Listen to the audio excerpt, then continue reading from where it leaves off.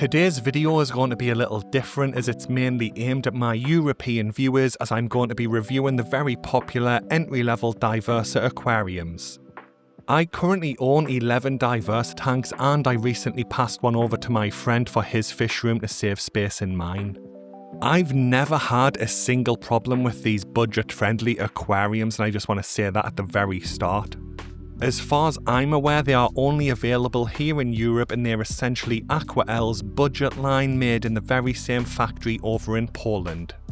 Just to be clear, this video is not sponsored in any way. Neither AQUARIUMS or Diversa know that I'm making it, and I've purchased every single one of these tanks with my own money. The reason I wanted to make this video is because I've recently seen some negative posts about Diversa tanks on social media, and I don't think those criticisms are fair. So today I will be sharing my own experiences with them, but I do want to clarify I am focusing on their more affordable entry-level line rather than some of their other ranges. So getting into the review, and I want to start with build quality relative to price. For a budget tank, these Diversa tanks really hold their own.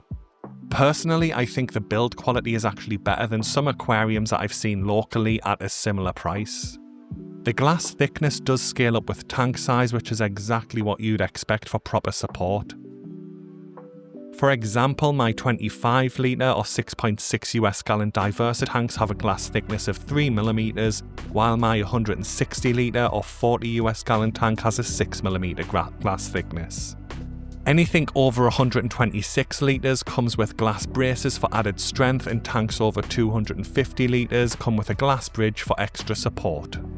In terms of durability, I've never had one of my Diversa tanks leak, and I've used some of them for almost 2 years now. I'm perfectly happy with the silicone work on these as well, but one of my friends did point out that he's not a big fan of black silicone on his aquariums and he prefers a clear finish. The corners do line up neatly, and I can't recall ever seeing any imperfections with any of my tanks straight out of the box. One important thing to note is that these tanks are specifically designed to sit on a foam mat that comes included with your purchase. Diversa make that very clear both on the box and printed directly on the mat itself. Despite this, I have seen a couple of posts on social media with people complaining about cracks forming in these tanks, but in the photos that they've uploaded, they are not sat on these support mats. Since these tanks are often bought second-hand or picked up for free off Facebook Marketplace, there might be a chance that they didn't get the mat included with theirs, but always check that you are getting a support mat in this situation. That's because the design relies on that mat to spread out any stress or pressure points on the glass and prevent any problems. I'm not sure how easy it is to see in the video clips, but all of mine are sat on these mats, and like I said, I've never had a problem with my setups. Moving on to design and aesthetics, and as I mentioned earlier, this Diversa range of tanks does use black silicone. Personally, that's not an issue for me in any way, but I know that a lot of aquascapers do prefer the clear silicone for a cleaner look. They do have an Opti-White range in their lineup with Opti-White low ion glass, so there's no tint on it, as well as clear silicone edges, but of course they do cost more than these affordable entry-level ones. The Diversa range generally sticks to standard aquarium dimensions, meaning that they tend to be longer horizontally rather than they are deeper front to back. This prioritises more horizontal swim space for fish, which is really what most people in the hobby are going to want with this type of tank. That said, from an aquascaping perspective, these dimensions can feel a little bit limiting. Even though I do use hardscape and plants in a lot of my setups, I do think aquascapers looking for their first tank will probably be better off going with something like the Superfish Scaper range.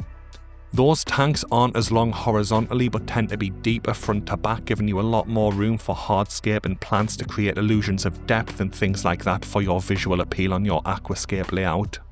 As far as glass goes, these Diversa entry-level tanks use regular glass, which is completely expected at this price point.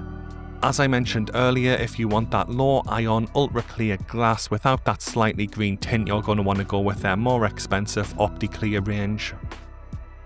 Moving on to size and variance of these tanks, and Diversa has a few different ranges, but for this review, like I mentioned earlier, I'm strictly focusing on their entry-level, budget-friendly line, and it's the most popular one by far from what I can see.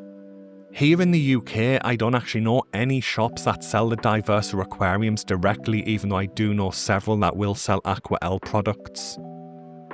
For me, Amazon is the most reliable place to buy these by far, and the size range for the UK Amazon is pretty good, starting as small as 12 litres or 3 US gallons, going all the way up to 300 litres or 80 US gallons.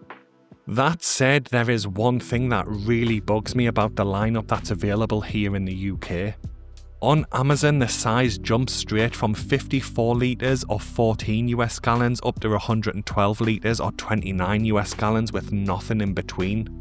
Personally, I would love to see a 75 litre or 20 US gallon option, but they don't actually make one in this lineup, even though it's a very popular tank size in the hobby.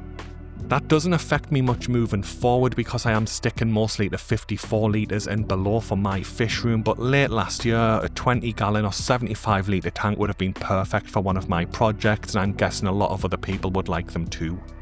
That said, this specific Diversa range does make other tank sizes between that 54 litre and 112 litre size, which just aren't available on the British Amazon for some reason. Moving on, and we get to ease of setup, and this is one of my favourite things about these tanks because they are bare bones aquariums with no other accessories bundled in. You simply unbox it, place it on the included mat and set things up however you like. Now that might sound a little intimidating if you are brand new to the hobby, but personally I actually think it's a massive advantage. Here in the UK, a lot of kit tanks come with cheap heaters, lights and filters, increasing the cost of your initial purchase, but a lot of people will usually end up needing to upgrade those to do anything realistic with their tanks, increasing costs further. With these Diversa tanks, you're free to choose the specific accessories you want to use with your tank from the start, without paying extras for stuff you just won't use. If you are new to the hobby and wondering what gear I personally recommend, I link to my regularly updated aquarium accessories article in the description. That goes over the equipment that I personally use in my fish room and think is actually worth the money. But the main takeaway here is that these tanks are extremely easy to set up and very beginner friendly because you simply add whatever you need after the purchase. So moving on to my personal experiences with these tanks.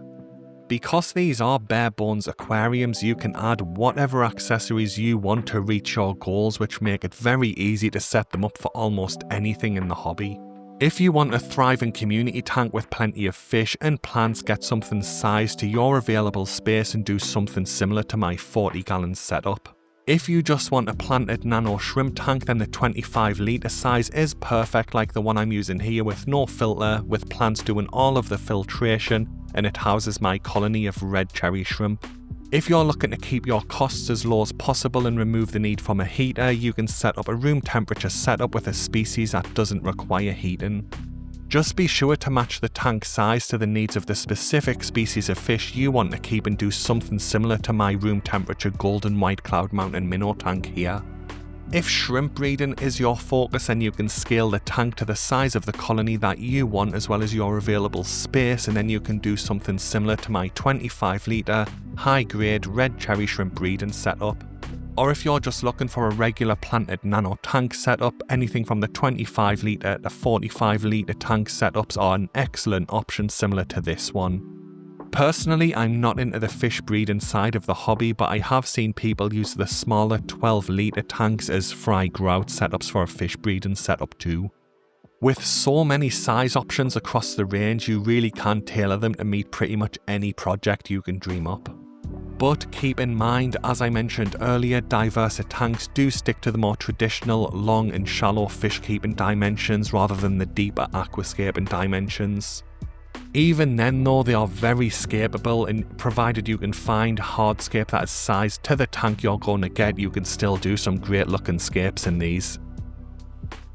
Moving on to price and value, and this part will depend on where you are in Europe because I've seen people say the prices can range, so I'm sticking specifically to the UK market. Here in the UK, in my area, this entry-level affordable Diversa range is probably the most affordable line that I'd actually recommend other people use. As I mentioned earlier, these aren't kit tanks bundled in with some low quality accessories, meaning you'll need to upgrade on them quickly, helping to keep the costs of these tanks as low as possible.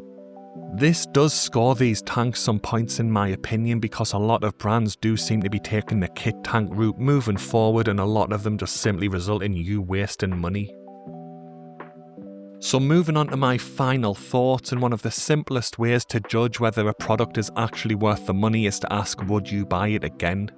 For me, the answer is definitely yes. As I mentioned earlier, I have a lot of these tanks in my fish room. After my initial purchase, I went back and bought more, and today out of my 15 aquariums in my fish room, 11 of them are Diversa tanks. On top of that, I'm going to be buying another 45 litre one in the next month or two as well. I've also recommended these to several friends, and their experiences have been the same as mine, very positive, but be sure to put the tank on the mat before you fill it with water. So if you are new to the hobby, working on a budget, or just want a solid, reliable aquarium without paying extra for the accessories you may never use, I honestly think these Diversa tanks are a fantastic choice.